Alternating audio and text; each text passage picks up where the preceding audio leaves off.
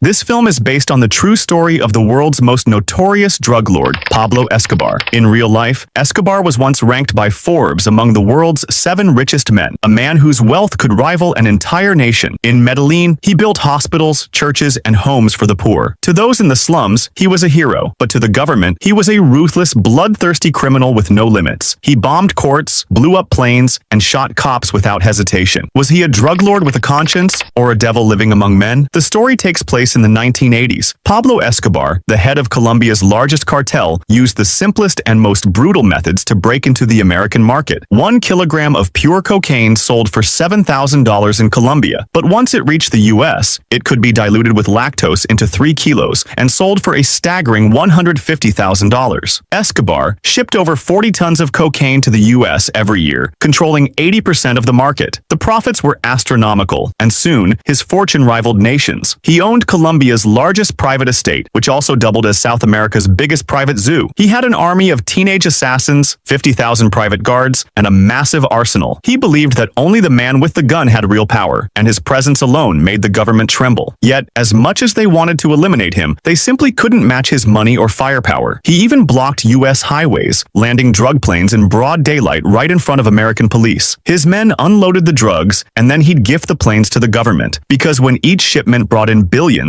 the plane didn't matter. But such open defiance eventually crossed the line. As Escobar siphoned tens of billions from the U.S. each year, President Ronald Reagan decided to strike back. He planned to reclaim the money and sign an extradition treaty with Colombia. Escobar wasn't worried about the Americans. What terrified him was that treaty. Once it was signed, extradition meant certain death. To avoid that fate, the cartel had to take control of Colombia's government. Escobar bribed election officials, manipulated politicians, and used his influence to pave the way for his ultimate goal, to become president of Colombia himself. But this would turn out to be the biggest mistake of his life. He thought he understood politics, believing money and power were one and the same. By day, his private jets ferried politicians. By night, they smuggled cocaine into the U.S. Meanwhile, he poured money into Colombia's poorest communities, building 2,000 homes, offering free healthcare, and even hiring Medellin's most famous TV host, Virginia, to boost his image. At first, Virginia wanted nothing to do with a murderous drug lord, but when she saw poor children laughing and playing with Pablo, and everyone in the neighborhood naming their kids after him, she realized he wasn't just putting on a show. He genuinely cared about the forgotten people. Compared to the corrupt government that left children starving in garbage dumps, Pablo looked like a savior. The poor didn't care who represented justice. They only cared who fed them. To them, Pablo was their hero. Soon, Escobar was elected as a city councilman in Medellin with overwhelming public support, and Virginia became his secret lover. Yet his wife felt secure enough not to mind his affairs. Pablo would often show his son bricks of cocaine and warn him never to touch it, just as he never sold drugs to the poor. At this point, he had everything: money, power, women, family, and fame. He had built his perfect empire, but every empire begins to crumble at its peak. On July 20th, 1982, with his wealth and immense popularity, Pablo Escobar became a member of Congress. Becoming president seemed only a matter of time. But shortly after taking office, a U.S.-backed justice minister publicly exposed Escobar's past as a drug trafficker, even presenting arrest photos from his early days. No matter how Escobar tried to deny it, his political career ended that day. Months earlier, he had sent his men to bribe officials to erase his criminal record, giving them $30,000 to smooth things over. But one of his men gambled it all away. Furious, Pablo unleashed his dogs on him, killing him on the spot. Then he turned his rage toward the justice minister who had humiliated him. Escobar had trained a group of teenage assassins from the slums, promising huge rewards for success and $20,000 for their families if they died. For the poor, it was a fortune worth dying for. One gloomy weekend, that justice minister was shot dead in his car while reading a newspaper. After the assassination, the Colombian government realized the cartel was an existential threat. They turned to the U.S. for help and signed the dreaded extradition treaty. But to enforce it, judges needed to approve it, and many were too terrified to show their faces, wearing hoods in court. Still, over 30 judges were killed one after another. Colombia's treasury was empty, and the government couldn't afford an all-out war. On May 29, 1984, peace talks were held in Panama, the first time in history that a government officially negotiated with drug traffickers. Escobar offered to use his cartel's foreign profits to boost Colombia's economy and even pay off the nation's $12 billion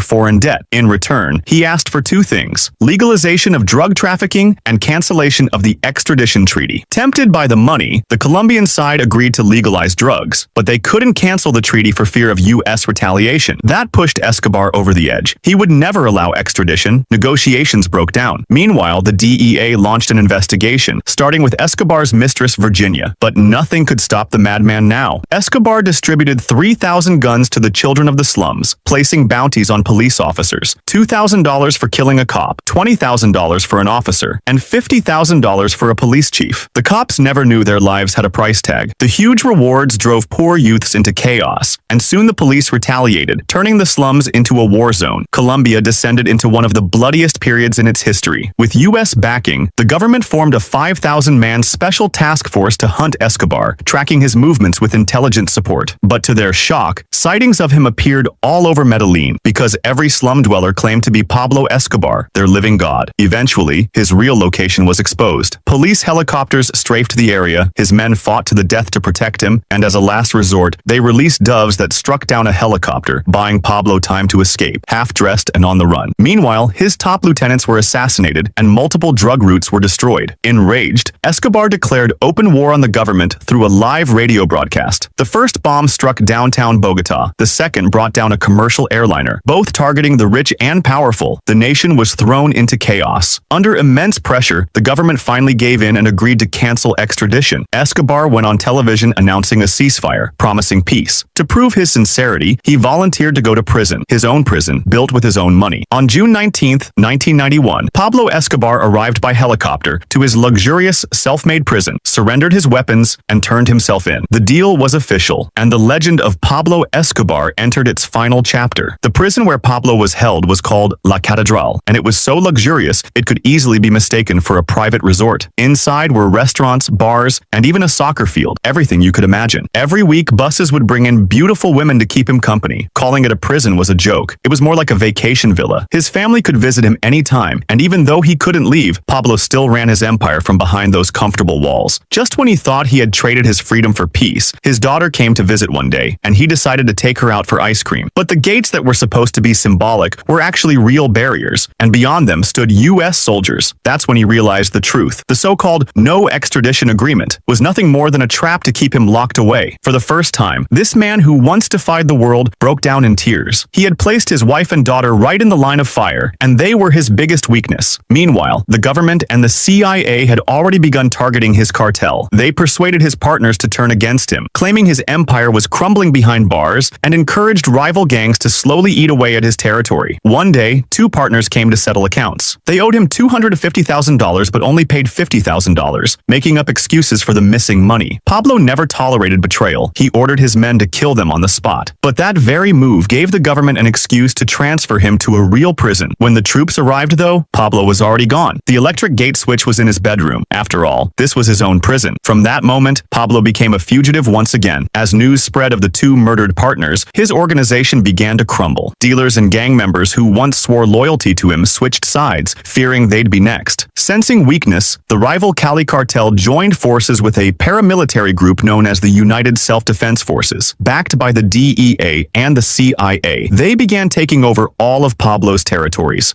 One by one, his lawyers, assassins, and accountants were hunted down. Anyone who dared to help him ended up dead. His empire was collapsing from every direction, but with his family still beside him, he couldn't fight back. So he arranged a flight for his wife and two children to escape to Germany. But what he didn't know was that his mistress, Virginia, had already cracked under pressure and given the DEA vital intelligence. No one knew Pablo better than she did. Acting on her tip, the DEA pressured German authorities, and as soon as his wife and kids boarded the plane, they were detained by customs and placed under house arrest in a luxury hotel. In the room next door, the military and American agents had set up a surveillance post, hoping to use his family to locate him. When Pablo saw the news on TV, he realized his greatest weakness had been fully exposed. He knew the call was being monitored, but he still dialed to make sure his family was safe. The military quickly traced the signal and sent teams to the area. When Pablo learned that troops were stationed below his wife's hotel, he lost his temper and screamed at the agents, reminding them that the new justice minister had promised not to harm his family. But that promise meant nothing now. His men urged him to hang up, since calls under 2 minutes couldn't be traced. For the first time in his life, Pablo, the man who once controlled everything, was completely shaken. Before his allies could reach him, he couldn't resist picking up the phone again. When he heard his daughter's sweet voice, the world seemed to stand still. But that call sealed his fate. The sounds of soldiers approaching snapped him back to reality. He knew he was exposed. Handing the phone to his son, he gave his final words of wisdom. Listen, you have to learn this. If you can't make people like you, then make them respect you. And if they don't respect you, make them fear you." Before he could finish, the troops were already at the door. He gave his men the chance to flee first and stayed behind to cover them. But what he didn't know was that both inside and outside were surrounded. There was no escape. Pablo was shot dead on the rooftop of a shabby house in his hometown of Medellin. It was his 44th birthday. From the rooftop across the street, someone shouted, "Long live Colombia!" The crowd cheered, walls trembled, and it seemed the entire country celebrated, everyone except his grieving family. To the rich and the powerful, he was a threat, an enemy who dared to defy corruption. But his drugs had destroyed countless families and turned lives into nightmares. From the very beginning, his fate was sealed. The film closes with a message: cherish life and stay away from drugs.